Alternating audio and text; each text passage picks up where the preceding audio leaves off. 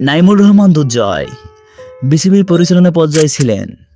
আগের সরকারের সংসদ সদস্যও ছিলেন। আকরাম খান বর্তমানে পরিচালক হিসেবে বিসিবিতে আছেন। আমিনুল ইসলাম বুলবুল আইসিসির এশিয়া অঞ্চলের দায়িত্বে ছিলেন, এখন বিসিবির সভাপতির দায়িত্বে। হাবিবুল বাশার বর্তমানে বিসিবির গেম ডেভেলপমেন্ট বিভাগ সামলাচ্ছেন।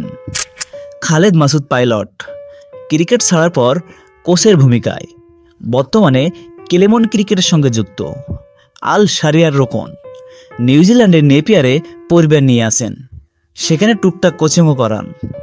মেহরাব হোসেন অপি ম্যানেজারের দায়িত্ব পালনের পাশাপাশি কোচিংও দেখা যায় তাকে। শারিয়ার হোসেন বিদ্যুৎ পারিবারিক ব্যবসায় যুক্ত আছেন তিনি। মোহাম্মদ রফিক বিভিন্ন সময়ে বিসিবির কোচ হওয়ার কথা থাকলেও সেটি আর হয়নি। হাসিবুল হোসেন শান্ত ক্রিকেট ছাড়ার পরে বর্তমানে বয়সভিত্তিক দলের নির্বাচক হিসেবে কাজ করছেন তিনি। বিকাশ রঞ্জন অবসর নেওয়ার পরে তিনি ধর্ম পরিবর্তন করেন এবং তার নামকরণ করা হয় মাহমুদুর রহমান। তুন পরিচয়ে বর্তমানে একটি বেসরকারি ব্যাংকে কর্মরত। রাজেন সালা ক্রিকেট ছাড়ার পরে পুরোদস্তুর কোচিংয়ে মন দিয়েছেন তিনি।